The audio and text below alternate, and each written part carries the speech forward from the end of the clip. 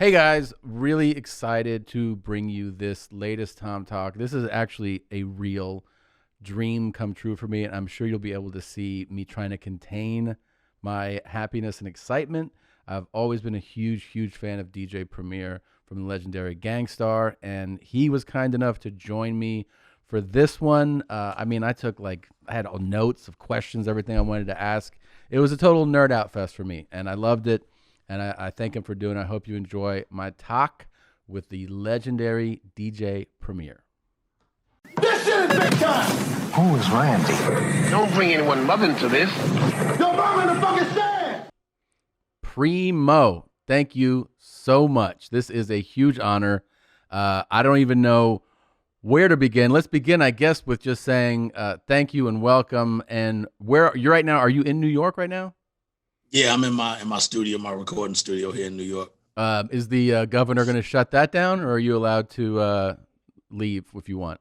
I mean, even when the day that it hit and everything was shut down, we were just sneaking in our lab and just working. And when you're in the lab cooking music and stuff, you're pretty much here almost 24 hours a day. Yeah, I bet. Just not moving around, and thank goodness we have a restaurant that's upstairs. Nice. An Italian restaurant, and they were making this food every day, so it was beautiful. So you're still grinding out there, you're just in the studio making music all the time. All the time, and throughout quarantine. Because when we were texting, you said you were working on multiple albums and stuff. You're on it, man. Yeah, 100%. I mean, it's an addiction. Everybody some people use drugs, pills, coke. Yeah. I use music as my addiction. It's like if I'm not in the studio making something, it feels weird to be home. Yeah, that was one of the worst parts of this whole year as a comedian that's my addiction, right? And there's been this long period where they're like, well, you just can't do it. The drive-through thing y'all did was dope. Thanks. The drive-through was fun, but that's pretty it's really a thing to put one of those together. We're so used to I bet.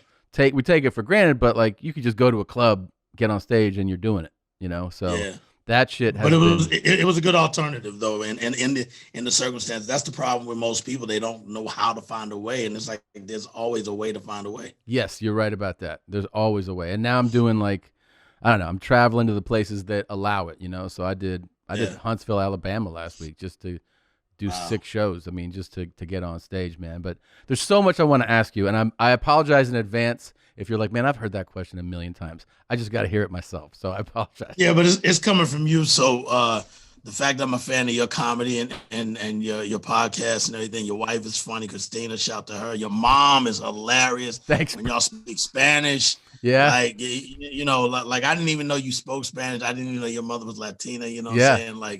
Like even on a ball hog, and you talked about how your mom is festive for Christmas, and you asking about all her pets dying and how she, what are you gonna do when they die? She's like, I hope we all die at the same time. That's true. Pops love watching black people on the carnival boat. I love it. Thanks, man. Well, those are all truth stories, and she's a wild one, man. My mom is something else. She is something else. I want to ask about for a second because, for me, whatever circumstance and however it happened, I fell in love with hip hop at a young age, and it was. I remember the late '80s, early '90s being, I was born in '79, so that's kind of a pivotal time when you start identifying with a music, you're right.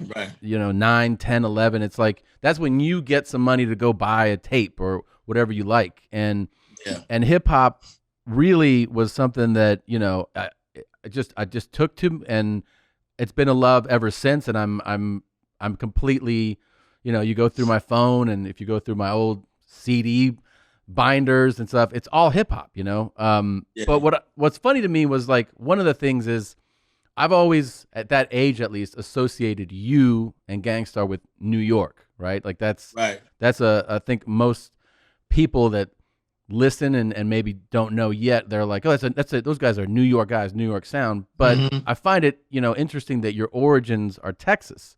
And I just wanted to know, do you feel like Texas had an influence on you and as an artist? Oh, in a major way, because I always say that even with hip hop, like how I'm 54 and still bang out the boom bap style, what they call it is shout to Karis One. That style I don't never want to abandon because it's reminiscent of how it sounded when I was being raised on it. In my era, I'm one of my 13 years older than you. Because I was born in 66. You're just 79, right? That's right. Yeah. Yeah. So with that said, I got to see it develop from the very beginning, even though it was in New York, because my grandfather lived in New York and my mother was from Baltimore. So every summer we would always stay at my mom's house to visit her family. We would drive to North Carolina and South Carolina to see my dad's family in Raleigh and some to South Carolina. And then we go to New York as this final stop every summer. So for me as a kid, it was like, wow, man, they're stealing bikes. They're stealing the tires from the bikes. Yeah. I want to steal a bike, as a kid, it's like fun shit. Sure. So to be used to it all the way up into my teens, once you get to your teenage years, you're like, well, I don't really want to go with my parents anymore. I just want to hang with my grandfather because he was a baseball fanatic, loved the Yankees, and I used to go see the Yankees with him. And I'm into sports as well. So we always just caught games. And, again, I'm the only boy in my family. I have all sisters, which we're extremely tight. And they're also sports buffs, know their shit. My mother knew her shit. God bless her. I buried her in June. But she, everybody played sports and no sports. So with that, as I got around 13, I was like, can I go to New York without y'all? Because it's always where I got to be chaperoned by y'all. And now I'm at an age where I want to kind of, move around on my own. And I had made so many friends from coming every summer. And some of my friends there, their relatives lived in the same block as us in Texas, coincidentally. So that was even, shout to Scott Wood.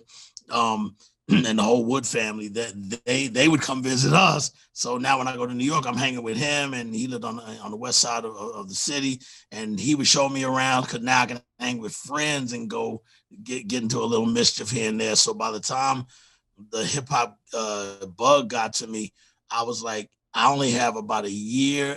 I had 18 credits left in college, and I said, you know what? I don't want to graduate and then see if I can get a record deal. And then come back and if I don't get it, I now got to look for a job. But I let a good year pass by where I graduated with no job or any plan.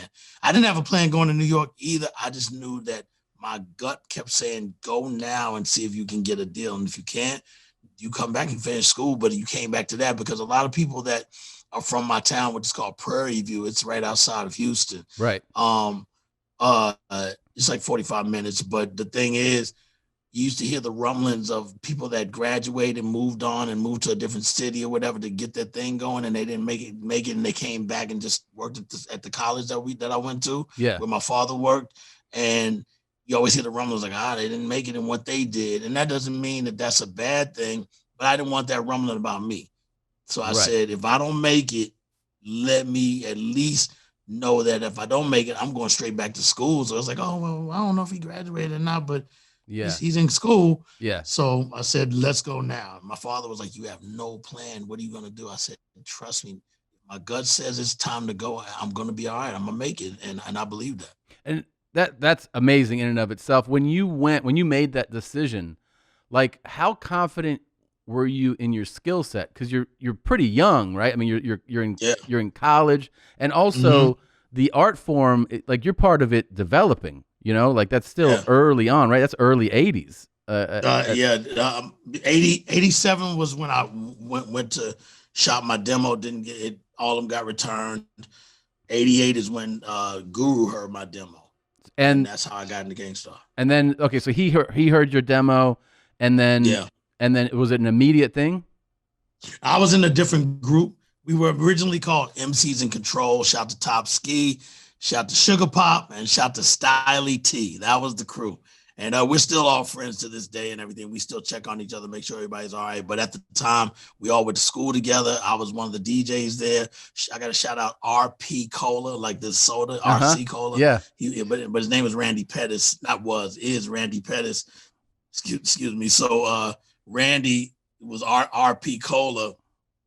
He could scratch and cut his ass off. And I ain't have a mixer with a crossfade. I had the knobs, which was the early stage of cutting and scratching anyway with mixers. So I used to ask him he was like my competition with another crew. And I got to shout them out too. One of them passed away. Daryl Tapscott, Tony Tapscott, and Chris Garrett. Me and Chris went to high school together, and Tony and Daryl actually, but they were older. Chris was in my class, but we were the rivals in my town on every party, every gig. It's like, who's getting the gig, me or them? And I also got to shout out Theodore Archer, who was my partner, who also passed away. So when it came down to that, and RP would kind of freelance and just either DJ with me or DJ with Chris, and I was like, man, I got to get that guy to show me how to do all the cutting and everything. He was always cutting up Houdini, 5 Minutes of Funk, and he had the felt pads, and I was like, man, somebody in Texas knows how to cut like that, because I'd never seen a DJ do all that. I knew how to blend. I was real quick with blending and quick mixing. I didn't know how to scratch and cut yet. How long, like, because when you see that, like when you see people who are skilled do it, and you're seeing that guy do it, how much of a learning process is it? I mean, you obviously already like are inclined, you know what I mean? Because you're blending and you're doing everything with records, but like when you're learning how to scratch, was it immediate? Or did you like once? Very immediate, just out of excitement. Wow. Because watching him, I can, I'm very good at just taking it all in. Yeah. Now I'm better at a crash course. Like I can study for a test and not have studied it all. Yeah. Go through it that night and literally pass the whole thing.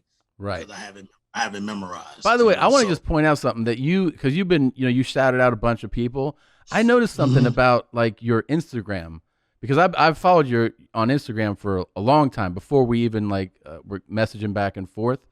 Right. And that is that you really, man, like it's definitely it's part of who you are. You always acknowledge people. Like you're always remembering, like shouting out anniversaries of records, singles, albums. You're always honoring people's birthdays and acknowledging people who have passed away. And like it's funny that it's kind of like it strikes you as you're like, oh, I don't even know anybody who does this. You're the only guy I know. Right. There's other ones from our cloth. And there's certain ones I'll see and go, oh, damn, that's right. Today is their birthday, and I'll forget. And these are all from your memory? No. Well, a lot of them I'll put in my calendar. Oh, okay. I was like, Jesus, man. Now I'll put it in my calendar on my phone, and it'll alert me that that's that day. But it's a really nice, kind-hearted thing. It's how it strikes me. Like, you're always, and I think, I mean, part of, someone's probably perspective of like a superstar hip hop producer is not that like he would spend the time to post about all these people, and it's like it's kind of refreshing, man. Oh, damn, that's dope. Yeah, I'm grateful on a different level because New York accepted me when it was not easy to get in. Willie D and Scarface always talk about their trek to New York when they got booed by the whole I remember town. That they said they did a show and it took New Music Seminar. Yeah, and they said they got booed the hell off, and then it took mind playing tricks on me. I'm playing tricks. Yep. To everybody to I saw them open up for Ice Cube was headlining the Apollo, which is not easy to do, but America Most Wanted was popping, and Cool G Rap and Polo opened up, and Ghetto Boys opened up first, and the Apollo does an early show at 7 and another one at 11. The 7's for the kids and mom and daddy and all that. Once they leave, the thugs, the wild, the scariest amount of people fill up the Apollo, and you can feel the energy. You better be on point, but they're there for the music. And I'm telling you, that 11 o'clock show is no joke. And the crazy thing is the 7 o'clock show was dope. And to see everybody singing along with the Ghetto Boys made me feel so good. They were the dressing room I chilled in Even though Ice Cube and I have been friends for years, they were the ones I chilled with backstage because we were homies. Yeah. And actually, my MC Top Ski used to beatbox for Willie D in battles at this club called the Rhinestone Wrangler, which was our hip hop club back in the 80s. You know, Yeah. So shout out to all them. Rest in peace to Bill, Bushwick Bill. And again, a lot of these people I say rest in peace to were people we were running contact with, and all were from the same 90s era predominantly. So all of us saw each other in the same clubs everywhere every week. Was it, by the way, because there was like, obviously there's that point where shit got wild for a minute where everything was like East Coast, West Coast, and there was real violence happening and people calling each other out. Like in that era, did you run into problems? Like, was that something that, walking into a club, you'd see people that are, whatever, other coast, or was it something that it hit you? Like, where people because we were cool with both sides. And honestly, that really truly was a media thing. Like really? The violence and everything that went down with the whole East-West thing had nothing to do with the music. That had to do with individuals having issues with individuals. So, but even though the music is going to be blended into the it wasn't clickbait then, but it's definitely going to be the headline of the paper before digital age. But that's what it is. If you're cool with the East and on the West with everybody, even if they had drama with another artist, we were still, giving full passes and love and respect. There was never you're from that side too, so it counts when you come to our town. I check, how they say check in and all that. Some artists have to check in. Our check-in's different because, again, we have a relationship where it's just checking on guys. I can call Dre, hey, man, I'm coming to town. And he's like, come on through, man, I'm in the lab. And, I can call Dub C. I can call Q, you know what I'm saying? Yeah. And even Cube security, I can say, yo, I'm in town, and they're thorough dudes. Yeah. And they're gonna be like, yeah, come on down, I got you. Well, so, yeah, you're fucking royalty, man. Like, who's gonna be like, no thanks? Appreciate it. So yeah, but we've had our squabs and our deaths and everything as well. Of course. Have you ever had studio sessions, like in all your years of doing this, that you're like, oh my, like, because there's famous stories. And I remember listening to an interview with Dre one time where he was like, man, dude's coming in talking about how many people they shot and shit. And like, get the fuck out of here. Which I can feel how that could fuck with your energy if you're trying to like be creative. Right. And someone's like, I shot someone. And you're like, God damn, man. Like, so. Honestly. Yeah, go ahead. No, I just wonder if that aggression is around you or I don't know, things can, there was a story Rakim told about that he would keep Rottweilers in the cage in the studio, and if somebody got out of pocket, he'd open the cage. I was like, that seems like an intense working environment. Nice, nice. I like that. You like that? Yeah, we've definitely had studio fights, and all you hear is ba-doom, ba-doom, ba-doom, ba-doom, ba-doom, and all the rumbling. What the fuck's going on in there? Yeah. Obviously, we were in our 20s then, so. Sure. But we've had the typical fights. We used to be on blocks where it's just drug central, heroin blocks and stuff like that. Just really crazy shit. And certain artists would actually be like, I don't want to come to your studio because I'm not comfortable because of where you're located. Oh, really? And I'm like but you're in hip hop and you're doing street music. Yeah. What are you afraid of? What are you afraid of? But you've had Bring your goons. Bring your goons, because goons respect other goons when there's a certain line of energy that we bring on both sides. It turns out being, we roll dice, we play pool, and talk and just talk shit, barbershop talk. Yeah. And talk, and guess who's coming home from jail? Guess who's locked up? And guess who just got 10 years? It becomes normal in our culture because it just is. Yeah. So it doesn't even faze you. When people were scared of neighborhoods, was this like in the 80s and 90s, or even now you're saying? This is like 92, 93, 91. Yeah, a lot of major artists that I. What part of town would they be scared of? Like Uptown? In Hell's Kitchen. Hell's Kitchen, okay. Yeah, so, which everybody doesn't want to go to hell. Yeah, sure.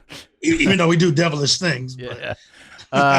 So Do you remember when Dwick came out?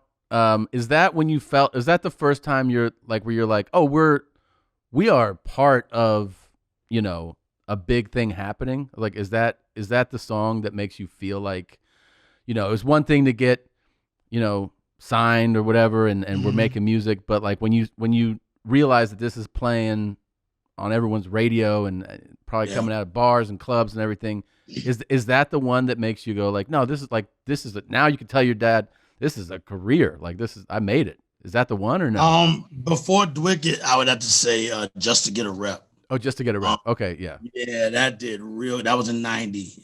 The single video came out in 90 because the 12-inch has 1990. The album came out in 91, but Just to Get a Rep did a lot of justice to all the sound systems because, you know, we're from the car stereo era where you had that Pullman system. So we made it for the cars. We didn't even make it for you know, obviously we weren't at the level of computers and earbuds. It's car system. So I still have that same mind state when I make my music. It has to be for a car or big radio. That's my favorite place to listen to music, especially hip hop, is like to get something, especially like the kind of music you make, to put it on in the car, blast it, and you know it's head bobbing, driving music. You know, like that's the best. That's always the MO.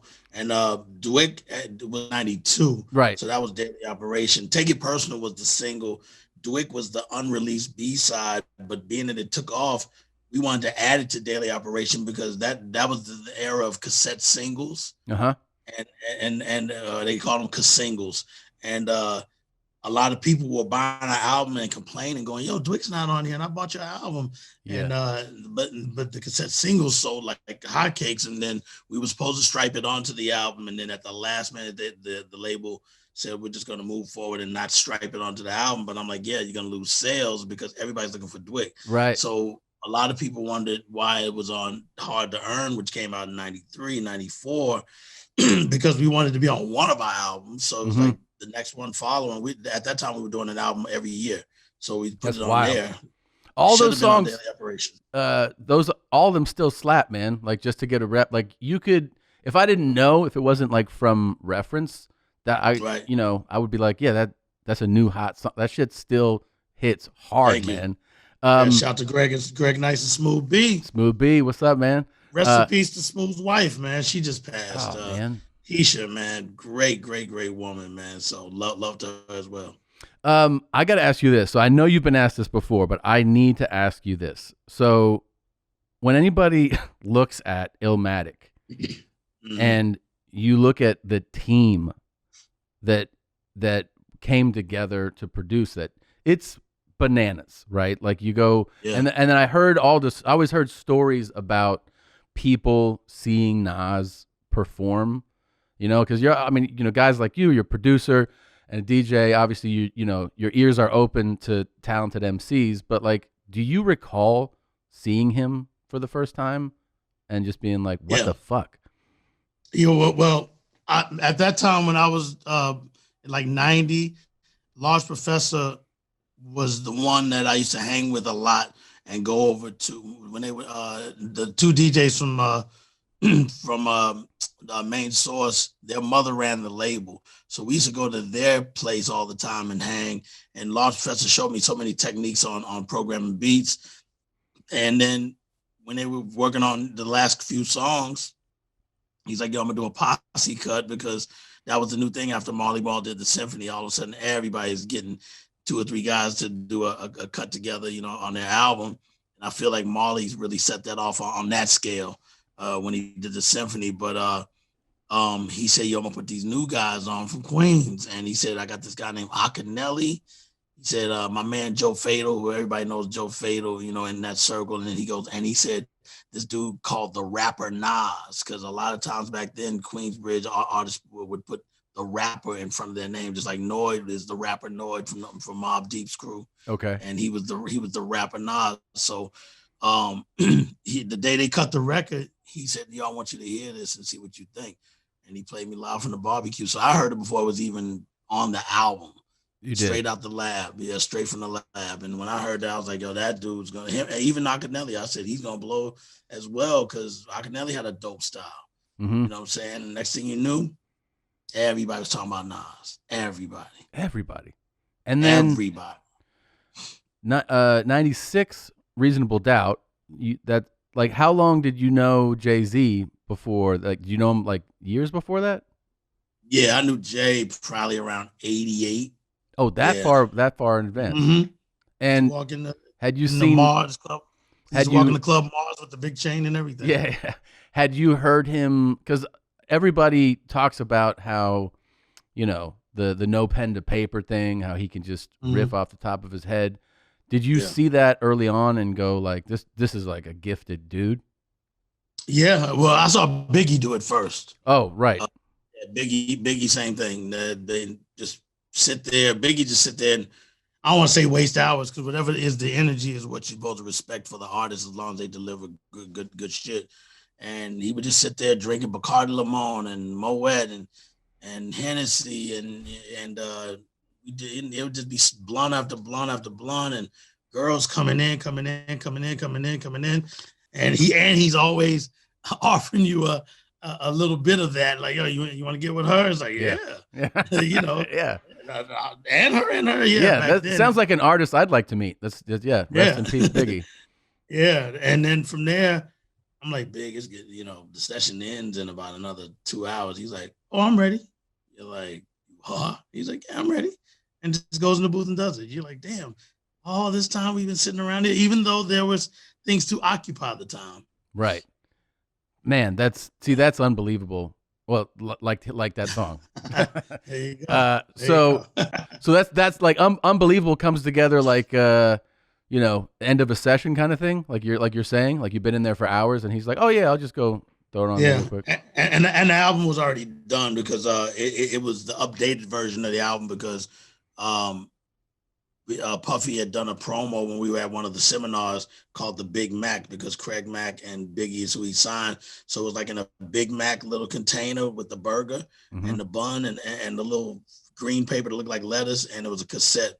So that's why it's called the Big Mac. And so and you open it looks like a Big Mac, but there was a cassette instead of the meat. The cassette was in the bun, and it was just snippets of Biggie and Craig's album.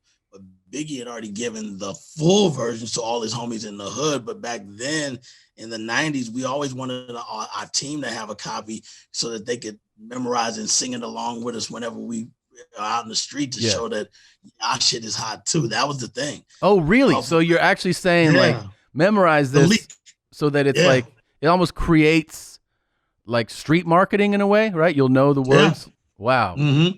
And so Puff was like, yo, you can't be giving it out to everybody. It's gonna be leaked. That was when the leakage thing started to even be a thing. And Big's like, but these are my friends. And we were the same way. I wanted, if it's 30 of us, all 30, I want them to know it at least 2 months in advance. You know what I'm saying? But now you're like, nah, I can't give it out until, because now even your own crew be like, yo, I got the album already. And people are gonna be like, word, you got it. Let me get it, or let me at least hear it. Don't tell nobody, but yeah, so it's like a thing. Hip hop still has that much of an anticipation and want. This episode is brought to you by Babbel, and some of you know that I speak pretty good Spanish, and I'm always trying to give another language a try. I've really tried to get good at French because I got a D in French in high school. And it sits with me. It's in my head all the time.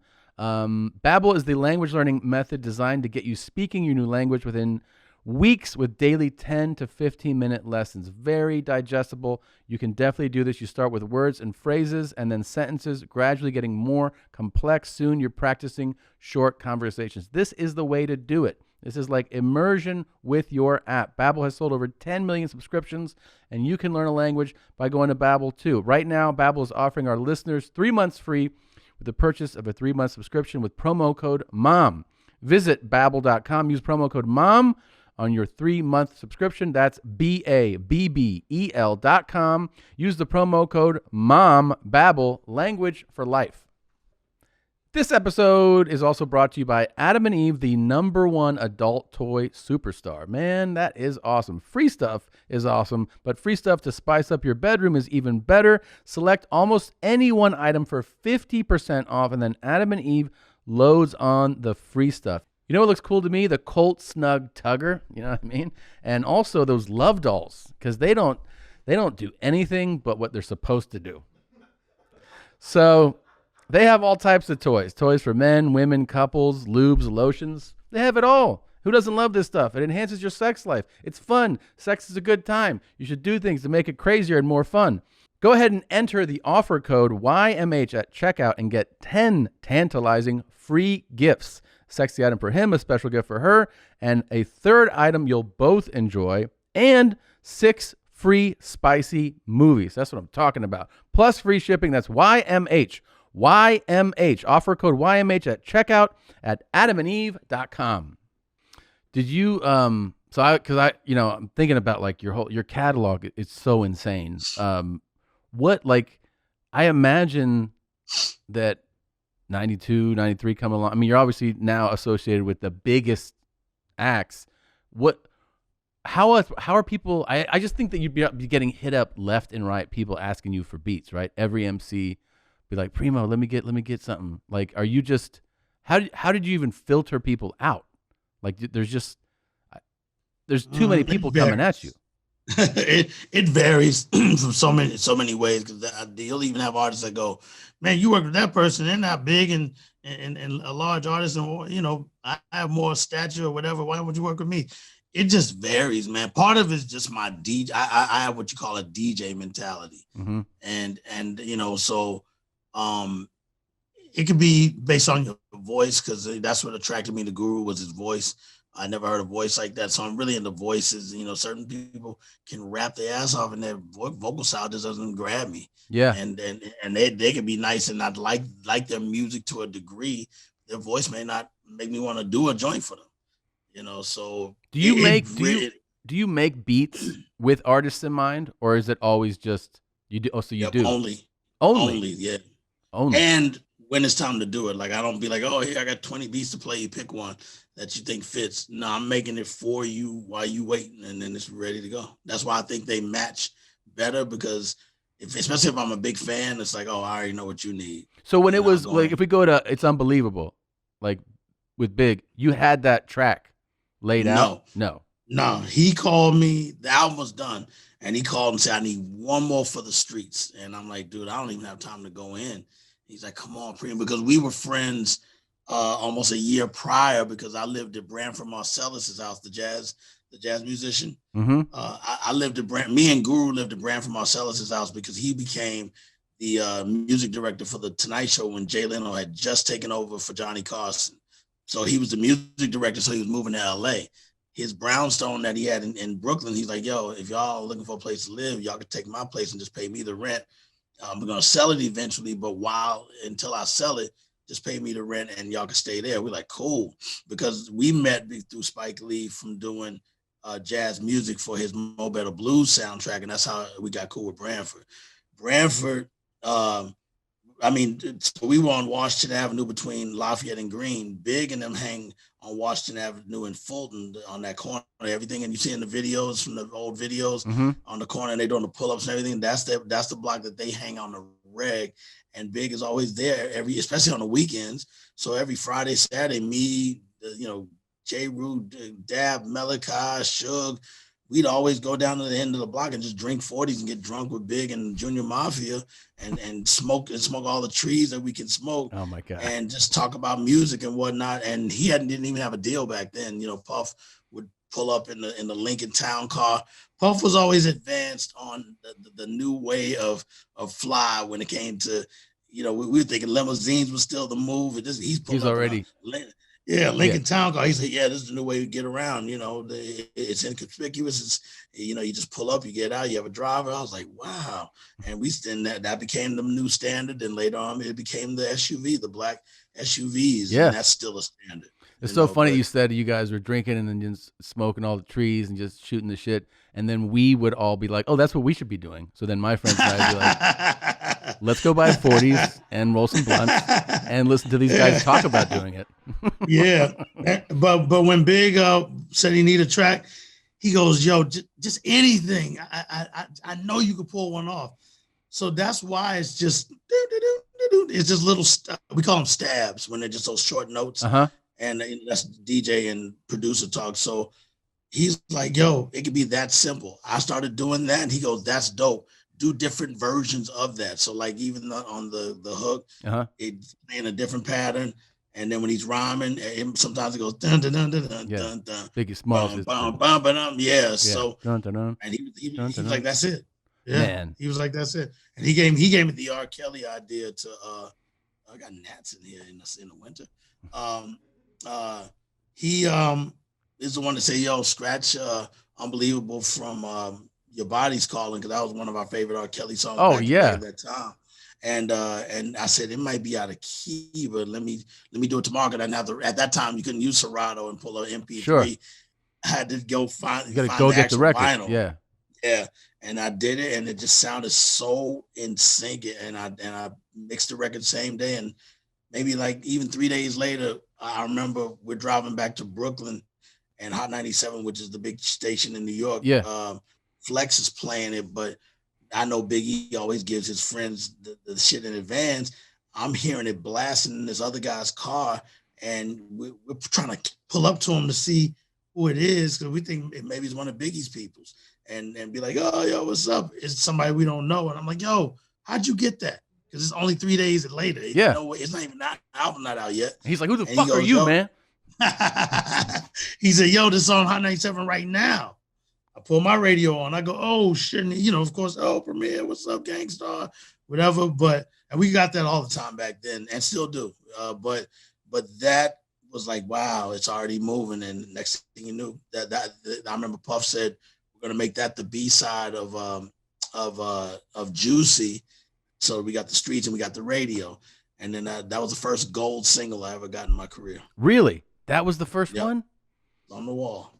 Man. Yeah. I got to ask this. Because I heard this and I was like, this is just bonkers to me. How the fuck does Cannabis pass on the Devil's Pie beat? Who knows? And he hates that I talk about it, but it's all good. I mean, he's still my homie, but I mean, it was simple. You don't like it. And I'm one of the few to give the check back. You get half up front. When you do the job, turn it in, you get the other half. I gave it back like the next day or a day after, once the offices opened, and gave it back out of respect for him, because I don't want to take your first half of your budget. You can use it or keep it for your pockets. But since it didn't click, it just happened that D'Angelo called right when Cannabis is leaving the lab. And right when he's leaving, he's like, "Yo, what you got?" Me and D'Angelo had a friendship already. So when he said, "What are you up to?" I said, "Man, I'm just leaving. Me and Cannabis worked on something, but he didn't use the beat." And he said, "What are you doing with it?" I was like, "I don't know. I mean, we just did it." He goes, "Can I hear it?" And I'm like, "Well, it's not really for a singer to sing on." He goes, "Come bring it. I'm at Electric Lady at Jimi Hendrix studio." Wait, so he at this point he hasn't even heard it like over the phone. He's just like, "Just bring it." No. Yeah, just bring it. Brought it because I had just cooked it. You know what I'm saying? Yeah. So because we call him Biss. Biss said, "I need a driving mean bassline record. I'm gonna do this song called Niggonometry." But I mean, that's what that beat is. Yeah, it's called Niggonometry, and he said, "I'm gonna do that," and that's what I cooked up, and we just didn't see eye to eye on that being the right track. So when I got to D'Angelo's and played it for him, he just started going, "Whoa! Oh, I'm gonna fucking kill this!" And I'm like, "You sure?" And he's like, "Yeah." And next thing, I don't know if people have seen the picture of me, D'Angelo, Alchemist, and J Dilla together, because J Dilla was there recording some drums, and Questlove was there recording some stuff, actually for the How Does It Feel record. And I remember D'Angelo's trainer was there. He had just walked in and said, "Yo, you ready to work out?" And he was like, "Yeah, give me a couple hours."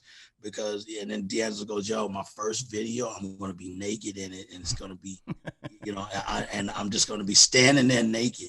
I was like, "Word?" He's like, "Yeah." And then when that video dropped, man. I mean, yeah, I remember that. I mean, that was a while, like, that was such a crazy choice, you know? I mean, like to make Yeah. it was a statement thing where people were like, "This dude's naked, butt naked, singing." Yeah. This. Yeah. And even men that were like, "Oh man, want to watch that?" They're watching it. They're watching it. They're like, you know what? you're watching it. Look at this guy. This dude hired a trainer for sure. Yeah. Yo, but it's funny Yeah. because his reaction is how I reacted to hearing that. Like Right.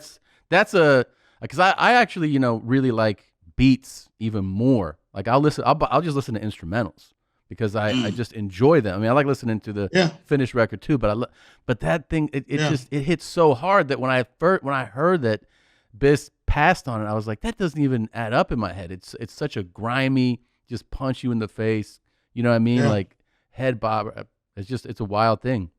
And honestly, that's how a lot of us are. We have a big circle of producers that all respect the game a different way. I can always talk to Showbiz and Alchemist and just from Knots to Just Blaze to Mr. Walton Evil D to just so many to Marley Marl and we like the beat first because if the beat is ill, you gotta spit some shit. Yeah. So it's about the beat, and for us, especially DJs. Yeah. I mean, I imagine. I mean, and I'll listen to just instrumentals all the time because I love the beat. I think that's what hooked me to this music, or the beats. I appreciate the fact that you've been into what we've been doing. It lets me know that we're certified in so many different areas of the world. Oh my God, man! I mean, it's just by the way, because you mentioned Dilla, I remembered that I watched an interview one time. It was after he passed, and his mom was doing the interview. And shout to my Dukes. Shout out to her. She said, it was so funny the way she said it that people would come up, hit up Dilla and be like, "Hey man, let me get that beat." Like they'd hear it, and he would be like, "That's not for you. That's way too advanced for you." But she would say it. She said that she was like, nah, you're not appropriate for this right here. Right. Which I just love. We feel like that nowadays. We feel like that with so many artists. It's like I'm glad our era still exists, and the age thing is actually not even a factor anymore because everybody's like, oh, when I'm 40, I'm retiring. Shoot, most of the 40 and over are doing the best shit. In comedy too, by the way. 100%, not even close. I mean, I would say the best comedians are basically 50 or older. It's that's when they're the best artists. I don't know, man. I mean, it makes yeah. Do you ever makes feel? A lot of sense. Do you? I mean, like, I know this sounds ridiculous asking you this, but did you ever have, or do you ever have moments feeling like I need to, there's whatever the sound of today is, I need to morph or change what I'm doing? Like, does that ever enter your mind, or do you just go like I stick to what I want to make? And never. I can do that. I think it's actually easy, and it's not a diss. Yeah. It's just very simple for me to do. It's very reminiscent of the earlier drum machines that we were raised on. Shout to Manny Fresh. I remember when he said a lot of his style and sound comes from like a Mantronics and artists like that drum machine style. And I love the fact that he paid homage to an artist like Mantronics, who's one of my favorite producers ever in hip hop. And I'm a huge fan. And so for him to recognize that and still be heralded as one of the best producers, because Manny Fresh is one of the best ever as well. Manny Fresh is dope.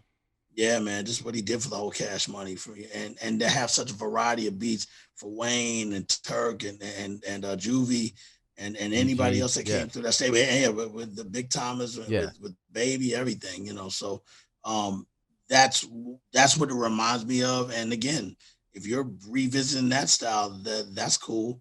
I choose, and the young generation should have their lane to enjoy what they like, just like how our parents were like, oh, that rap ain't music. You need to listen to Marvin Gaye, but it's like we are listening to Marvin Gaye because we love that too. Yeah. But this rap shit is dope too, For sure. Now I know you have probably a million stories about like Guru, but do you ever remember, for instance, like I was thinking about like the first time I heard Mass Appeal, and then I always wanted to know what those moments were like. You must have had a thrill to have beats and then play them for him and see his face, right? Like that had to be. Like, do you remember playing that? Because that still is in such an insane, iconic beat. Mass Appeal. I mean, Thank you. I imagine that. After that came out, everybody was like, "What the fuck, man? Give me a beat." Oh yeah. And I've told the story about how we made that to make fun of radio. Really? Because of the whole little tinky little, we used to call them Tinkerbell beats, and just it sounded like elevator music, You're sitting there just waiting for it to get to your floor and looking at the number thing, count up and down, and that's what it reminded me of as far as the concept. Because with Gangstar, we write the whole album out and stick it on the wall. So he writes every title, sticks it on the wall, and then I just randomly go, I'm gonna work on that one today. I'm gonna work on this one today. It's not in any order. It's just the entire album written out. It'll say Mass Appeal on the wall. Yeah, and then it'll say our first single. So the singles I do last because I want the single to be fresh when we're turning the album in. Right. See, here's our first single. Just made it last night. This is what we're going with. And the label never gave us a problem with us saying these are our 3 singles, because our deals were usually 3 singles, 3 videos, 3 singles, and then move, and then concert, tour support for a tour, and then you start another album. That was kind of like the rotation for the first 3. Actually, the second, third, and fourth, because No More Mr. Nice Guy, we call that our resume, because I was still just learning how to perfect beats. So we actually were doing it together. Me, our engineer, Shlomo, and Guru. So the 3 of us were all meshed in the drum machine.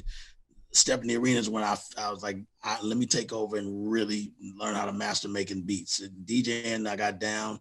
Let me master beats. And I think I got better by daily operation. But that was our routine of how we would circulate the money every album. Mm-hmm. And so with that said, with Mass Appeal, that was when the music was starting to get a little more watered down with hip hop, and we felt like, man, we can't lose the integrity of the sound. Yeah. So he would, like I said, he always writes the album out and has a little description, what you want this time about an annoying chick, and so that lets me know, make the track match that concept. And that's how we've always done every album. Do you have like great memories though of his reaction to something that you're playing for him the first? Yeah.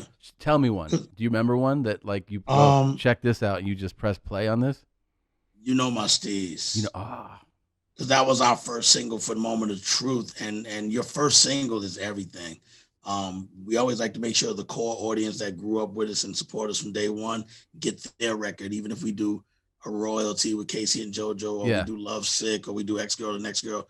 We make sure the first record is for the streets. Mm-hmm. And that one was just so unique and purposely done. And next thing you know, that record did so good for us, man. And I knew he would flip out with the reaction. And not only that, he's a fan of all the other people, from a Nas to a Jay to a Big to a Rakim or Kane or anybody I would produce outside KRS.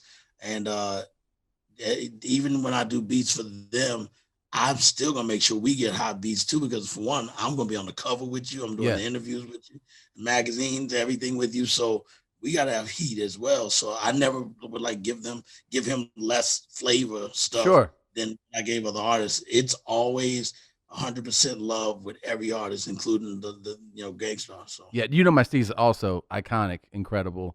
Do you ever was there ever a phone call for Guru to you like, you gave that to him? Never. People spread rumors about it, like, oh yeah, and you were giving hot stuff to other artists, that's not even how I get down. There's a thing about like your production style where, I think the best way, like, I feel like I can listen to, I got to the point where I feel like I could identify that you had made a beat, but it doesn't sound like another one of your beats, if that makes sense. Like, I could go like, Preemo made this, but it's not like it sounds like this other song. Absolutely. Which I don't like. It's such a unique thing as an artist to be like, I feel that that's who made this, but it's not reminiscent of another song. Yeah, I call those my left field beats. Mm-hmm. I just did one for Conway the Machine. Shout to him. Yo, Benny, hold your head and get well. And shout to West Side Gun. The whole Griselda BSF, man, they're so dope, man. The whole Buffalo scene is now a new additional sound to New York. And the one on Conway's new album, From King to a God, the last song on the album, which another, I hate doing all these shout outs for the shout outs are for the right reason, but just a sad reason. DJ Shay, who's their big guy that kept the Buffalo scene popping, he just passed right before Conway's album dropped, and the song is called Nothing Less, and the emotion of it is just so dope for me as a fan of him, and he even said, it ain't got to be the hardcore hoodie stuff this time, because we've done that before. He's like, yo, the left field shit you do is dope too, and it's real mellow, but it's just funky. I love the vibe of the beat, and he sprayed it, especially after Shay passed, because I hit him like after the funeral, was like, yo, if you don't want to do it, go and turn your album, and he's like, hell no. Since he passed, I'm even going deeper on it. He said, I'm going to be sent to you in the next couple of days. Damn. And then he sent it. Yeah. Yeah. I was thinking that the first time that I heard something where I think I was a sophomore in high school, where I heard MCs act like they don't know. And like, and my head turned, and I was like, that sounds like, in my head, I go like, that sounds like Premier, like I just didn't know at the time, someone has to like tell you, because I wasn't like searching online or something. I heard that, and I was like, it sounds like his kind of beat. And I didn't have the concept that like a producer works with all these different artists, and it started to like make sense to me. And I was like, oh shit. Cause that song's also, that's an iconic record for sure. Thank you. Yeah. The fact that me and Chris had already worked together on the Return of the Boom Bap heavily, me, him, Showbiz, and Kid Capri, and KRS did some of the beats as well. He makes dope beats. He did Madism for fucking Channel I. That's one of the favorite records. And so he was just like, let's get back and do some more. And he said, I need that first Jump Off record. And I was like, gotcha. Man. I mean, that's, whatever now, 25 years later, that shit's still. Yeah, man. That's amazing. Yeah, actually, my Steve is 23 years old as of yesterday. Yeah, that's crazy, man. That's crazy.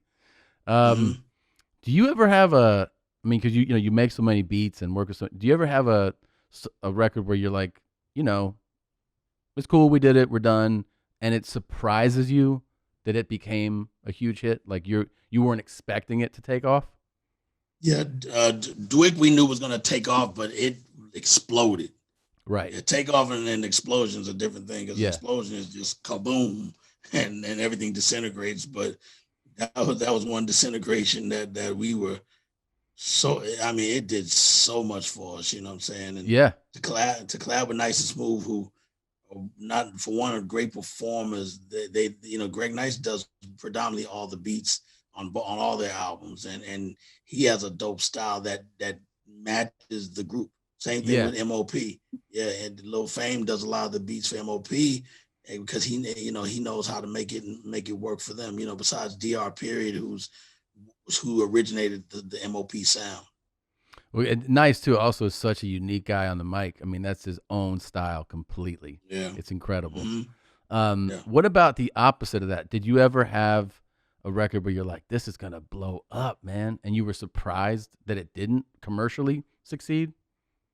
I never really think in that fashion. Like, this is gonna be hot. Yeah. I mean, this is gonna be big. We just let it ride, and if it blows and goes there, cool. If it doesn't, it doesn't. But because we knew we had enough fan base to where our tours have always done good for us. So the fact that our tours made so much did money and success, and even everybody we took with us, we understood that we have so much involved with staying consistent. EPMD was one of the artists that made us, that the first one to ever take us on tour. First of all, is that my phone clicking like that? Get out the way. Yeah, EPMD was the first artist to take us on tour with Redman and DOS Effects and Yeah. Father MC and Did you dig like Sermon's beats? Where you and he was like super funky too. oh He still yeah, is. yeah. Yeah. EPMD, man, they're an original. The Yeah. name and the music match them. I always like the music to match the way you look. When you're Eric B and Rakim and you see what they look like Yeah. with the music, they match. Yeah. You know, I think me and Guru match our songs. You know, Mobb Deep match their songs. You know, so that's important. You know, Van Halen look like the way their songs sound. Exactly. You know, with David Lee Roth and Sammy Hagar. You know, so I want to ask you something about beat making because I've actually, I've never seen it done. Do you have like, I was thinking about Manifest, right? You got that loop. There's the Miles Davis, Charlie Parker, right? A Night in Tunisia. The song starts, and that's that loop that's used in Manifest. In your head, like I'm just trying to get into like how you actually come up with this shit. Like, what the fuck is going on in this guy's head? Is that something that you remember a song from way back, and you either have that isolated or you wrote it down, or is it that you're just listening to records and you hear it and you just stop in that moment? You're like, what about this? Or is it both? It's both. Yeah. Sometimes I hear, oh, I know what I could do, or I know something that's equivalent to what I'm looking for sound wise. And then the other one is like what we call digging, is just crate digging for records. Yeah. And just searching and searching. It could take 20 records just to find that sound to go with what's in your head, but it's in my head first. It is in your head first. Mm-hmm. And in that case specifically, like with Manifest, is that like a song you did hear? Like, was it in your memory bank as like a kid, or was it? No. The only thing that was in my head was to take heed to the words that I manifest from Big Daddy Kane, from the word to the mother, because we were already playing that record in our parties. So I'm very good. I'm a very good Rolodex of remembering lines from records, because DJs, especially battle DJs, they look for lines to be able to scratch in a battle. I'll do the such and such and such and such and do this and such and such and such. And Guru writes a lot of battle lyrics, like, I'm a dope MC, you can't rap like me. And those lines work in a battle. So I have that same ear. I'm just not a battle DJ. I'm better at just scratching and cutting, with a certain precision that Marley Marl influenced me to, want to be as sharp the way and what was chosen to cut, so that's incredible. I got to ask you this, because I remember this story coming out, and I don't even feel like it's fully appreciated. I don't think people fully appreciate what you did with one of the best yet, with the most recent Gang Starr album. Meaning, right. The way that I understood this is that you wanted to do an album. Obviously, Guru has passed, and you hear about the fact that there are all these vocals that you haven't heard yet, right? My manager Ian. I told Ian because I just know the guy that had him. I just knew based off of how everything ended. And I used to want to be a detective before I got into music. So I still have that mentality where I'm always going, I bet you, so, like that's still how I am on just everything, even just what's going on in the world today and everything. I'm always like, I bet if such and such that will happen to this, So I'm still that way. Same thing with this guy. I was like, yo, man, I know he's sitting on something. I know he is. And that was almost 9 years later. And then did you get word that he was sitting on something, or did somebody go ask? My manager is on point. Shout out to Ian. He reached out to the right people and said, what if certain things could be handled, business wise, to get our hands on what you might possibly have, and they're like, well, how much for the might possibly, what I'm saying? And it just went back and forth. And plus I'm willing to go this far, not this far. If it goes beyond my numbers, forget it. Our history's made. I'm good. but I knew it'd be great for the fans, of course, for Gru's family to get at least one more record out of him or a few more. You know what I'm saying? Sure. Based off of what he was sitting on. So then, you actually have to go verify that these aren't just like shit that's things you've heard before, and you're like, I got this. So then you go to like a listening session of sorts to verify that, these are all lyrics that I've never heard that are recorded. Yeah, as long as he's not there. Right. Yeah, as long as he's not there. And then dude's not there, but then you agree, you acquire these, right? Like you buy them back essentially. And then now you're left with, you have these lyrics and you're creating songs. Like you're creating records for each, you have to make a beat, right? Like based on the lyrics there. Dude, it's like a remix. It's like a remix, but because I got to listen to the beats that were on there, and they were records I never heard from a couple of people came out the woodworks like that was my record, and we have the original version, and if they proved us it properly all the way across the board legally, we're like, all right, but we'll deal with that business when we deal with it, which is foul because that means they weren't something that they did together. They were things that were taken when he wasn't, he had already passed. You know what I'm saying? Where when I started checking dates on the, thank goodness with Pro Tools, if you don't alter the dates from when it's created, there's a date created and there's a date modified. The date created were years before that guy existed. Sure. So I'm like, wait a minute, 1, 2, 3, 4, 5, 6, 7. This is like after the album dropped, right? So you're like, I'm like. Your detective mind is coming alive again, figuring it out. It's like I bought stolen goods, man. You know what I'm saying? But fuck it, I got their mine now. Paperwork was airtight that they belonged to me, and I said, let me just make it work. And it was emotional, man. I had his ashes in the room, and thanks to his family to give me a little piece. Obviously more people have it, but they gave me a little piece that I'm going to give to also the Big Suge because they started Gang Starr before me. So I'm gonna give him some, and other than that, I just messed around until I could get it going. And the first one I did was bad. It was actually the last song on the album. What's the last song on the album? I have it right here. Let me tell you. Oh, yeah, the Bless the Mic. Okay. Bless the Mic. That's the first one I did. I was like, wow, man, it feels good just to hear him rhyming in my music again. It sounds like Gang Starr, the traditional sound that we have together. And then next thing you know, I did Bad Name, and I was like, that's like a Steez, yes, Mass Appeal jump off. And then my manager was like, yo, you should get J. Cole to get on a record. And Family and Loyalty beat I made, and he was like, you should get him on that. And I was like, I don't know if Cole's gonna hop on it or not. And I reached out to him, and he immediately was like, bro, this shit got me fucking bugging. I'm on it. I got you. Man. And he sent back some of the dopest lyrics ever on a Gang Starr record. I mean, the album was a gift to your fans, man. It was definitely, it was a gift, man. 100%. This episode is also brought to you by Truff. What is better than food? Food with sauce. I mean, all of it. I love eggs with sauce. I love a sandwich with sauce. I love spaghetti with sauce, meat with sauce, everything. Just sauce. Okay? You ever notice that everything is better with a sauce? Your fries, your wings, your chips. You got to have sauce. Truff, and it's spelled Truff.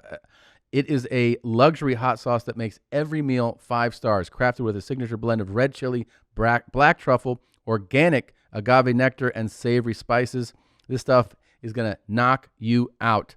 It is absolutely delicious, silky smooth, just perfectly amount of kick to it.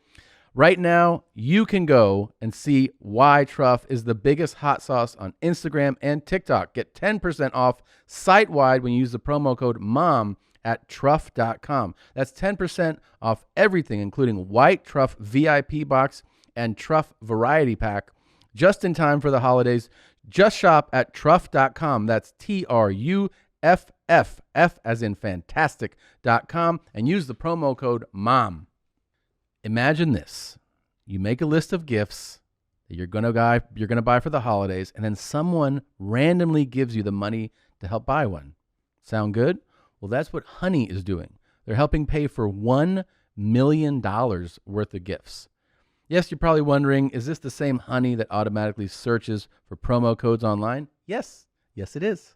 Well, Honey, you can make a list of all the holiday gifts you want from certain stores, and Honey will email you when the price drops on anything on your list. Just add Honey to your computer, create a free account, throw some holiday gifts on your drop list for a chance to win, and Honey will randomly select winners and give them money to help buy something on their list. I got to throw all kinds of things in there.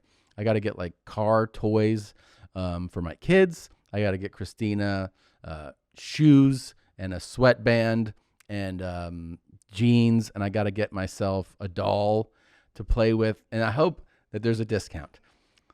No purchase necessary. You need a PayPal account to redeem the prize. Only valid in the U.S. Giveaway ends 12/21/2020. Get Honey for free at joinhoney.com/mom. That's joinhoney.com/mom. What about, tell me about making Hitman. I love that one. Yeah, that's my shit. Oh, that's the shit, man. I've walked out on stage because, you know, when you go to venues, they go, what do you want to walk out to? And I've come out to Hitman because it just puts me in it puts me in a mood, you know. I love seeing you wear my merch, man. I love it, man. I mean, coming out, I got the shit on. Coming out to like your musical choice, even that walk from backstage to the mic, and you're about to do comedy, it just, even if it's like 20 seconds, it puts you in a headspace. Yeah. I like that. Man, I like love that. Hit, Feel man. good.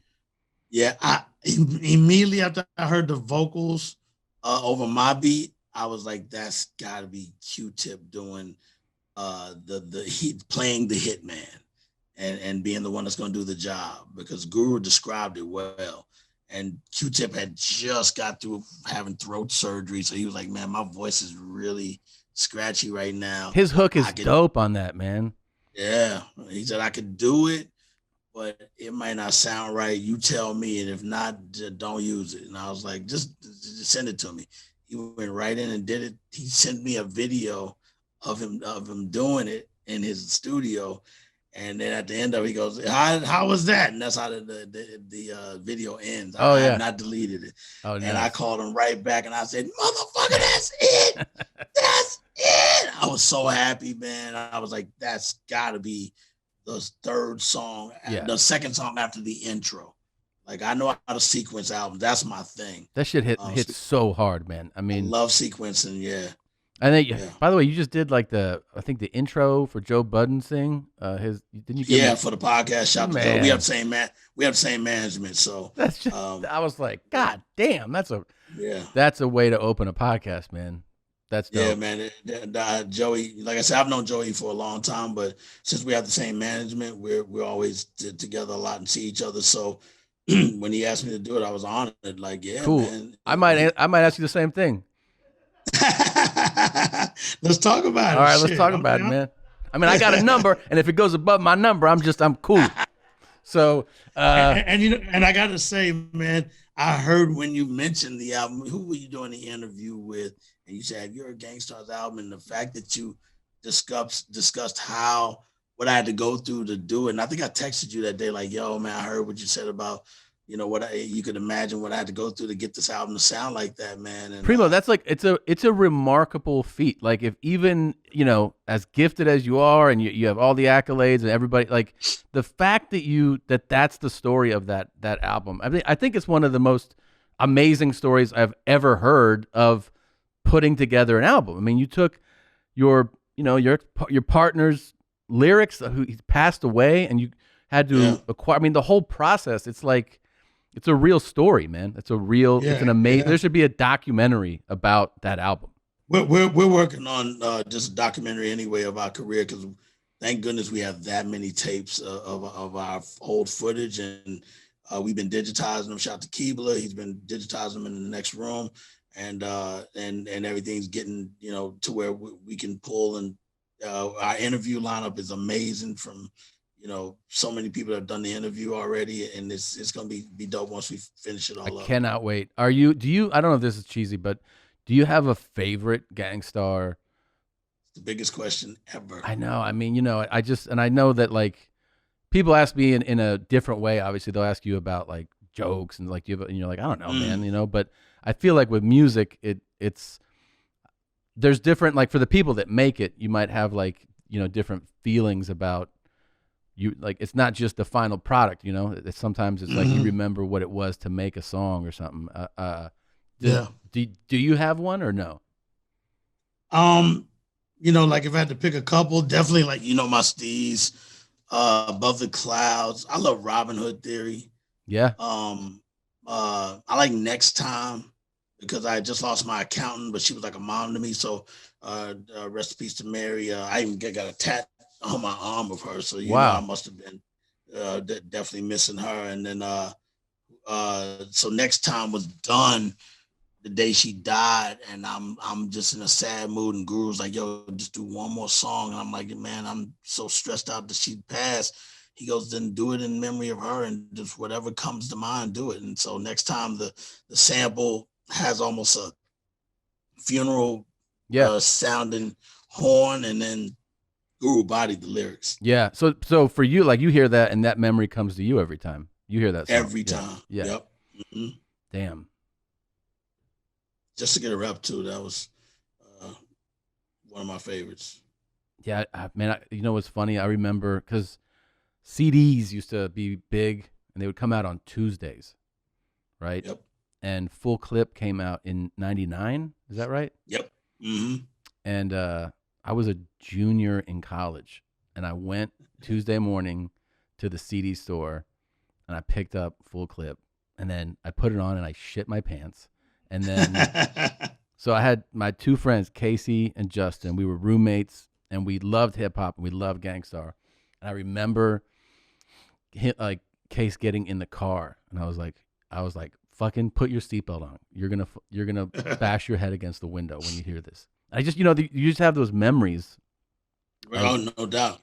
It's one of the, if you're extraordinary things about being alive. There's so many great things about being alive, and one of them is if you have the good fortune to have the ability to hear, you get to experience music, and you hope that you can have music that really moves you in some way that you connect with, and and for different people, it's different things. Like my wife, for her, it's like punk stuff that she grew up with, or like she loves Joy Division and Bauhaus. Me too. I love Joy. Yeah, Bela Lugosi's dead, and Love Will Tear Us Apart, all that shit. Yeah, because that's my era too. Because that's how I graduated high school in '84, so that's really part of our sound of not Gangstar, but just my upbringing. Early U2, like October, and the Boy album. But for I was me, going to those concerts. The Smiths. She's a big Smiths fan too. For me though, that experience is like most enhanced by like what you've done. So your music to me has been like just an absolute, it's like one of the joys of my life is listening to. Appreciate it, man. Thank you so much. Can I ask you? That's why. Can I ask you one more that's thing? Why I still do it. Anything, yeah. So great. I you do another hour if you want to do another hour. I'm so happy to hear that. So one thing I also remember, because there'd be surprises if you're not like, sometimes you just hear something and you're like, oh my God, what is this, right? So picking up Tony Touch, the Peacemaker, right? Shout out Tony Toca. How does an album that so Tony as a DJ, huge, came up huge, making like mixtapes and everything in New York, right? And then when he goes, I'm going to make an album. Does he how do those albums come together? Does he call you and go, I have an album coming out. I want you guys to just do a record on it? Yeah, because we all in New York, everybody knows everybody. I mean, it's really like that. Like I say, even with Jay-Z and all them before they got to where they are now, we all saw each other on a regular. It wasn't like, ooh, there goes Jay. Ooh, there goes Biggie. It was just like, oh, it's just like, what up, motherfucker? Yeah, like that was regular. We were all in the same spots like that much because there was so many different things in New York, hip hop wise, that was damn near every day of the week. Yeah. Like the Tunnel and all that's on the weekends, on Sundays or whatever, but there's always something else going on. I mean, that's why like on So Ghetto, where Jay-Z says, this day I'm at Cheetah Club, this day at Life, this day I'm at this place, because that's really how it is. Yeah. And Tupac, all of us were were running around together. We'd be with like the Tupac stories you hear, and certain of them were like, that didn't happen because we were really, really with him. We know we know Mo Preem, we know the Outlaws and everybody, way before all the drama and all that stuff. We all hung with each other. You really did. So That's that why was you see those pictures of Guru of him. They got like 3 pictures together. yeah. So when Tony calls you though, it really is like that casual. Hey man, will you guys do a record for me? Oh yeah. Yeah. Because Tony just the regular guy that we see at everything, and he's DJing a lot of the gigs. Right. So there's just so many, even hole in the wall spots where the same fans and the same people, the same music that you love from us to Tribe Called Quest and on to Latifah, she's in all the spots back then.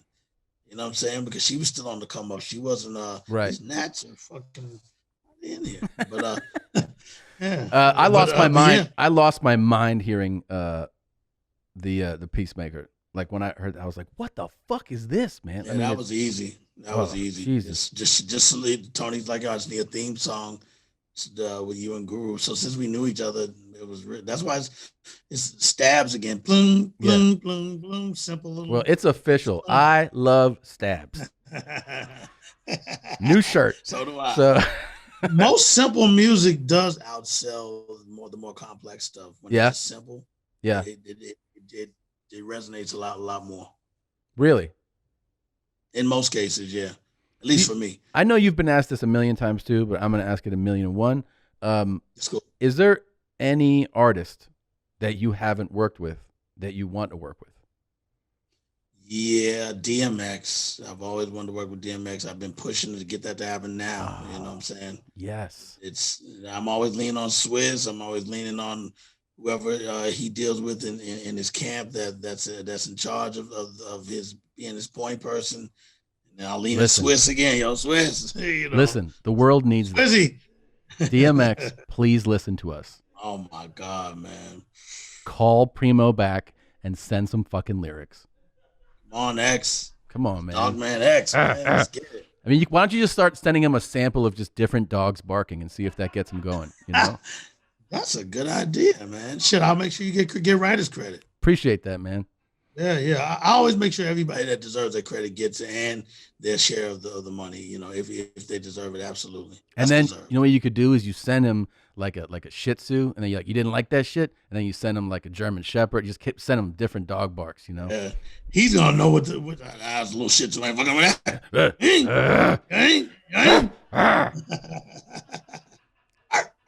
Are you a fan? Are you a fan, like a genuine fan of any, newer artist today? Like anybody coming up that you're like that shit. I like Roddy Ricch. That's the newer sound of stuff. I love Roddy Ricch. Who else do I like? I love Travis Scott's work, which I've told this several times, that his father taught me how to play drums and his uncle Travis taught me how to play bass. So, what? And his grandmother was my English teacher. So I always all Travis Scott's family. Yeah, except for his aunt Sonora, who's the younger sibling of the Ms. Webster, and Mr. Webster had 3 children: Travis, Jack, and Sonora. We call Sonora Vivi. What up, V? Every time I do this, somebody says, Chris, because they call me Chris. Chris was talking about you on this. Chris was talking about you on that. So shout to Vivi, but she's the only one that really didn't mess with the music like that. But her brother Travis. And Travis Scott's real name is Jack Webster, like his dad. Mm-hmm. So he's junior. And I'm happy for his success. I've been trying to get at him too about on some things, and I still haven't made it happen yet. So I'm gonna just I'll catch him around Christmas. Well, we need that to happen too, man. we need that to happen. Yeah, but I like Roddy Ricch. I like what he does. I love the baby. Yeah. Yeah, I love what he's doing. I like Cardi. You know what I'm saying? Like, of course. Yeah, I like Cardi, man. Let me. When did you I know you realized that your there's first realizing like you made the right choice, right? Like when you're making music, hey, we made it, we made it, like as in it's playing on the radio. Mm-hmm. Did you feel like everything is completely other level with Nas is like? Because that is one of the albums or the records that I hear, and I'm like, this. I just remember how big that was, Right. that it would just be like an even bigger ascent within the world of hip hop. Like, you made this. This is insane. Yeah, I mean, it's with Nas is always fun because you know what you're gonna get once you give him the beat. You know what I'm saying? And saying, being that I've been there from the beginning of his career, from being with Main Source all the way into doing his Illmatic. I sequenced and mastered the Illmatic album for him. Nice. I actually I met AZ the last day of all recording, coming to pick up the masters, and he was like, "Yo, I got one more song that I'm adding to the album. I want you to come pick it up, and I want you to hear this. It's called Life's a Bitch. This guy can rap. His name is AZ, and his father was there too. Olu was there, and he said, my dad's gonna play horn on the song, and I met both of them, and then I waited for him to finish running the master, took that with me, and he said, just make sure, he created the intro, the Genesis. He did that. Nas did that himself. Uh-huh. And he said, make sure that's first. Everything else, put in whatever order you want. And then, do you remember getting a call like when he heard it, or do you play it in front of him? He came to mastering. He came to mastering. Okay. Yeah. So he was at the mastering session, but he trusted me to put in the sequence. And shout out to Tony Darcy, one of the best mastering engineers ever. I've never seen. I had other mastering engineers, but he was the first one I would see dance while he's turning knobs. He's going, "Oh, this sounds like a single."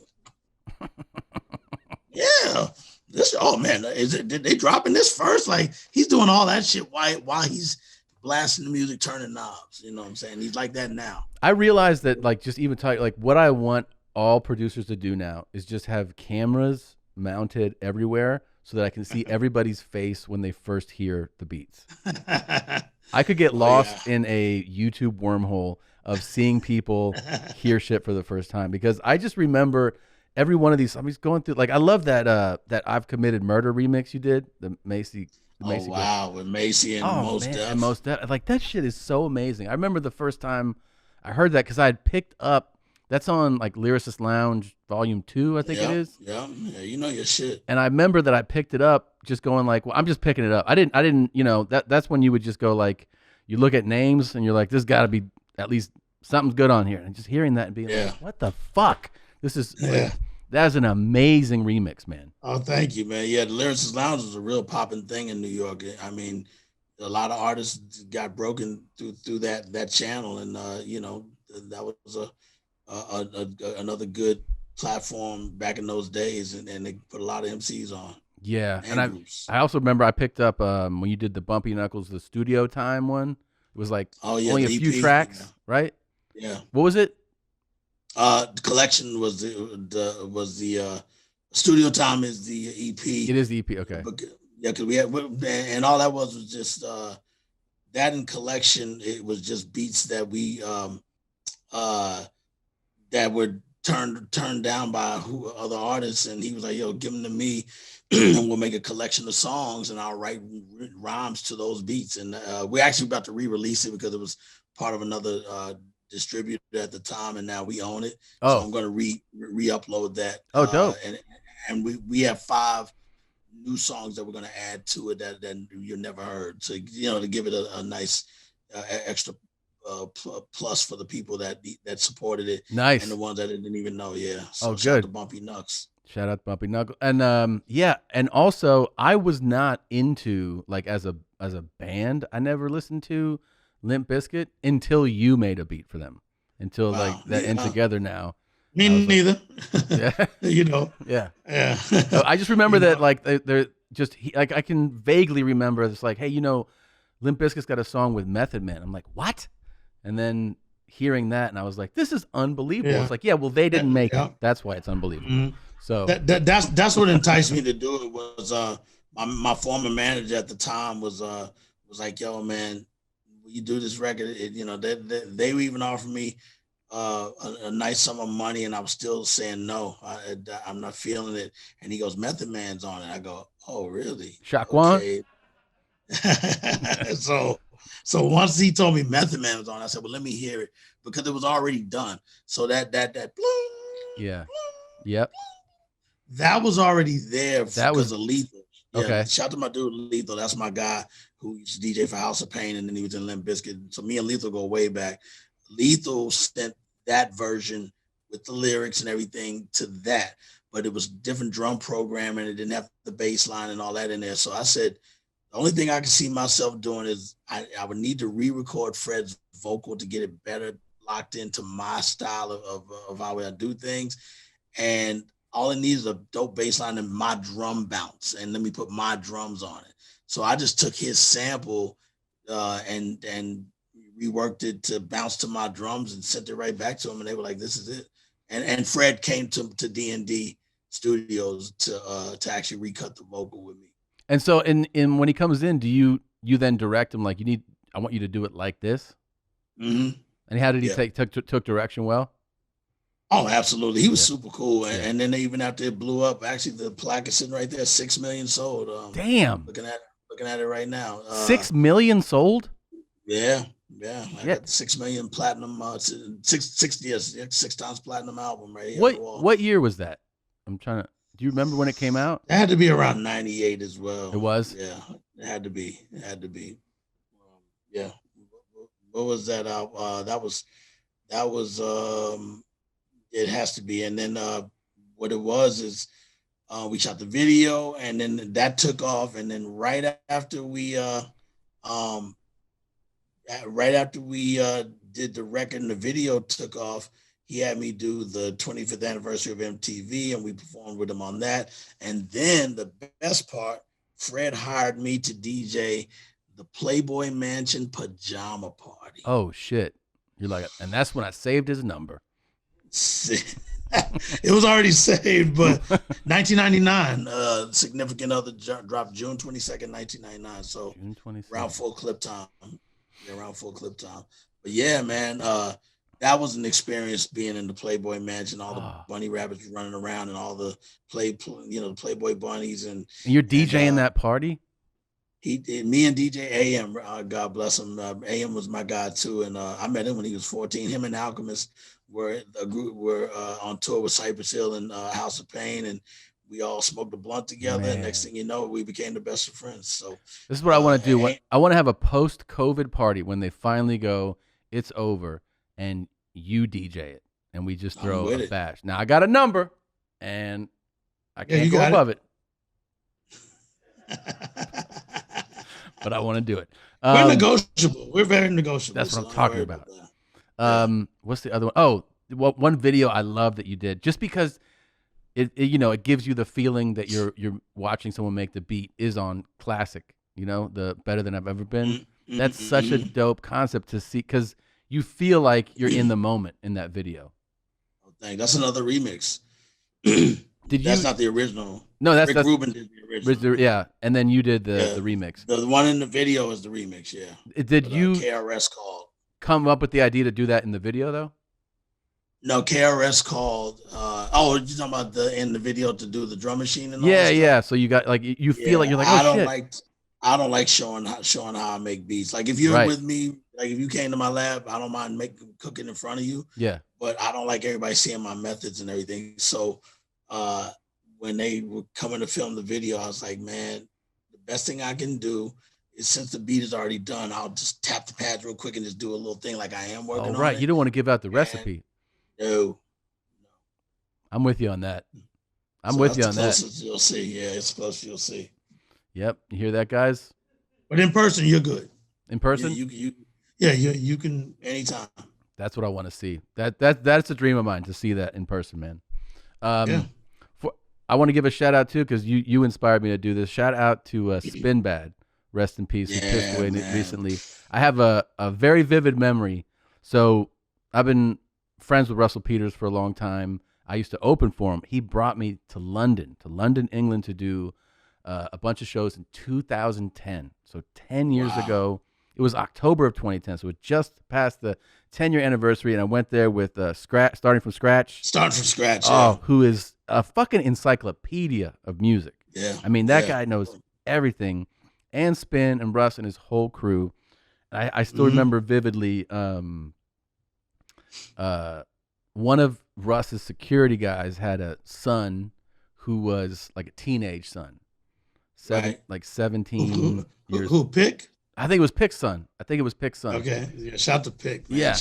Yeah. Shout to Eddie. And I remember us all being in one of the vans, and Pick's son had a Gangstar shirt on. And then I want to say it was Spin was like, "What you know about Gangstar?" And and then he goes, "They're dope." And he goes, "Okay, name 3 songs." And like everybody just bullied his son. Right. Because I mean, the poor kid was, like I said, probably like 17 or something. Yeah. And then like we just mocked him because he was scared he didn't know off the top of his head. And I don't know, it's just one of those memories that just, didn't leave my mind, because I just started listing songs, and then we all just started to mock him. It was just a fun memory.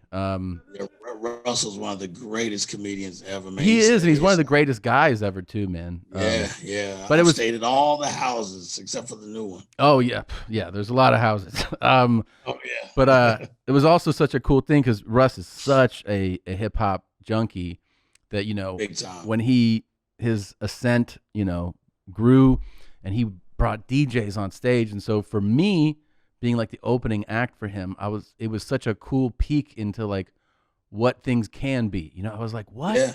You can do this? And he's like, yeah, man. He goes, and they're like, they would have fun and like battle and do little scratch offs as people are being seated. And then I would get to pick songs. They go, what do you want to hear tonight? And I would, walk out to whatever I want to hear that night. And, it was like, it was such a dope experience. And Spin was such a good guy, man. So great guy, man. Just had a troubled lane that he couldn't get out of near the end. And, I've reached out to him many times, like, yo, dogs, get it together, because we go that far back, to the 90s. Yeah. You know what I'm saying? Shout to AV and JS1, and, that Rock the Casbah mixtape is a ultra classic if you can ever find it. I'm sure you can find it on the YouTubes of the world and everything else. But yeah, man. Yeah, he would give me those little little jump drives, like with mixes. Yeah. As soon as they saw that I really liked it, him and Scratch would just send me shit. It was such a great creative. Yeah, mad creative, and they were just such, well, they are, great guys, but I'll never forget that experience. And just rest in peace, Spinbag Chris Sullivan. Dope dude. Yeah, 100%. Dope dude, 100%. Man. Yeah, man. Well, look, man, I'm gonna let you go. I absolutely cannot tell you how much I appreciate you doing this. It really is a Thanks dream. for having. And hopefully we can meet up at some point, next time when the disease leaves the air and we're allowed to actually move around. I'll definitely be in New we'll York. Get over it, man. The strong survive, and I'm sure you're part of that strong. So and so am I. So we'll be all right. Our kids are good, and that's it, man. And everything, we're still this older man that used to do security for where I park my car. He always goes, any day above ground is another good day, and I'm like, goddamn right. Damn right, dude. Oh, by the way, let me ask you this. I know you're a Texas guy who lives in New York now many years. Are you a big sports guy? Yeah, I love sports. What's like what are your teams? Since I'm from Texas and Houston is where I was born in Houston anyway, but for me it's sad because the Houston Oilers was my childhood. Sure. When they moved to Tennessee, they were the Tennessee Oilers briefly for a few months, and then I remember Bud Adams, who lived near our town where I grew up at, okayed them to change the mascot name. And I remember they made the announcement, there's going to be a new name we're going to announce next Sunday or whatever, and then they like, we will now be the Tennessee Titans. And we're like, what about the Oilers? Like, how do you strip that away? And I know when they do the throwback jersey games that they usually do, they didn't do it this season, but they wear the Oilers jerseys. But I've been Houston, everything from the Rockets to the Oilers to baseball. I played baseball in Little League. I played football for a little while, and And you grow out of all of that when you start running the streets and doing stuff. But I've had my experience in sports, and then I'm still a big fan. I got all the apps from NFL on. Oh, you do? Okay. The ESPN apps and all that stuff. And then on top of that, I just shout to Jalen Rose, who's a great analyst on everything with sports. So, no He's matter great. What it is. Yes. Yeah. So my son plays baseball. He's in a travel league. He's 9 years old. So the travel league, is really it's serious business. Yeah, so it's not like a little league where it's cute and they play for the summer. Their coaches is on them like you see bunt, we all supposed to yell it, and it's so crazy when a kid's bunting, they go bunt, and like together and run towards home plate, to position themselves to make sure they can stop the run and get him out before he gets to first. It's just a trip to see all of that, after my childhood and things I did. And sure. We were coming up too in Texas, since we were a small town. We had a thing called NYSP, the National Youth Sports Program, and everybody in our neighborhood, that was our summer, doing sports every summer. So you grow with it, but everything Houston for me. When I moved to New York, I started to support the Knicks and the Yankees, and but not the Mets, but the Yankees. But I'm diehard Houston everything, so. Well, you might be having one of your Houston guys come up to your area, because all the rumors are swirling that Harden might leave the Rockets, and he wants to go to the Nets. Yeah. Yeah, I saw that today. Brooklyn's pulling them in. I mean, with KD still there, and getting a year off to not play to get his injury really on point, because that's a very sensitive injury that you could re-injure. So he was smart to sit the whole season out. Yeah, I think so too. It's got to be crazy, because those like Harden, they were like, "We'll give you $50 million a year," and he's like, "Nah." Thinking about other shit. Like, what? Harden, it's crazy because Harden is Houston to us. Even though he comes from OKC, he is Houston to us. You have just like Carmelo after playing with the Nuggets and even OKC and Portland, he's still a Knick to us. Right? Like certain players will get that stamp. As forever. And but the Texans is my team now, but I didn't grow up with an expansion team, so it's a little weird. It is weird. But I get that. Now. Yeah. They're having a rough season, man. Yeah, my brother-in-law's brother played for the Packers back when Favre played, and oh, really? When they won the ring, yeah. So salute to my brother-in-law's brother. So what is a brother-in-law's brother? Brother-in-law's brother. Oh yeah, he's my brother-in-law's brother. Yeah, that's what he is. Yes. So he's with the 49ers now. He's a linebacker coach. So, but he played linebacker. Johnny Holland. He played for the Packers back when they won Super Bowl with Favre. So he got a ring. Oh, nice, got a ring. Well, you can't ask for more than that, man. That's dope. Yeah, and actually, when was Kubiak there when he was there, but he was with the Texans, and he was with the Lions. And he just moved around and around, but now he's with the 49ers. They even went to Super Bowl last year, and he was there, and my sister went. Obviously, my sister's married to his brother, and they all got to go, and they go to Super Bowl last year, even though they lost. But still, just to get there. It's a huge thing. It's a huge thing to get there. Who's your team? I mean, I have some sadness too, because I was born in Cincinnati, and when I left Cincinnati, we left when I was in '88, and they went to the Super Bowl. That's that famous Super Bowl where Montana hit Taylor in the end zone on that 2-minute drive. So, and then the Cincinnati Bengals were like, we're going to be dog shit for 20 years. So it was just one of those things where, like, I get excited when they have a decent season every now and then, but just as a franchise, they're fucking terrible. And then we moved a lot, and my dad's a big college football fan. So as a kid, I was. So your quarterback, then, would you having your quarterback from LSU there? I mean, Burrows, yeah. I mean, he's dope. He's the real talent, man. He's the real deal. Yeah, he is. But we moved around, and we watched. I mean, college was like the big thing in my house. So when we ended up moving to Florida, I was already kind of an FSU fan, but it just made it even. Became more of a fan, and that was like during the 90s. So every year was like Christmas, they just kicked the shit out of everybody. And then now they are fucking terrible. which is Crazy. it's wild to see. I mean, sports, especially like big time college ball, it's cyclical. They'll have like their up years and down years, but right now they're in a real drought, man. Yeah. Especially when oh man, what's his name there? Who just got thrown from team to team and then he started playing baseball. He's you talking about Tebow? Yeah, Tim Tebow. Yeah, he was at Florida though. I'm talking. You said FSU. Yeah, FSU. I'm thinking about the Gators. Yeah. Thinking about the Gators. My fault. Yeah, I'm seeing Gators, but FSU. My bad. Yeah, so I was a big Seminole guy. Yeah, no, but Tebow. It's funny. I met Tebow in a restaurant out here, and one of my friends was like, "Oh, he's a comedian," and he's like, "Oh, what kind of comedy do you do?" I go, "Shit, you wouldn't like." And he was like, "Yeah, because he's on some Christian shit." Yeah, he's on some Christian shit, and that's what I said. I'm a Christian too. I went to Catholic church, but I still talk filth. Yeah, dude, the same. I was raised very Catholic, and I'm absolutely disgusting what comes out of him. And that's what I told him, and he just laughed, and he was like, "No, I'd like it." And I was like, "No, you wouldn't. Yeah. But he was a super nice guy, so I got to say that he was. Yeah, but shout to FSU, man. You know, hopefully they'll get better. Hopefully they get better, man. Prayers up to FSU. Prayers up. Yeah, man. This was a real pleasure, dude. I can't thank you, and hopefully we can do it again sometime, man. Anytime, man. You got my number. All right. Take care, brother. Much love to you, Tom. All right, salute. Hello, I am Miles Pardo, and I'm going to teach you all you need to know about your balls. All you need to know about your balls. All you need to know about your balls.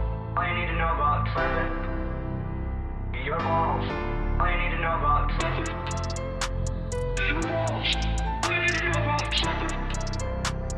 balls. All you need to know about your balls. All you need to know about your balls.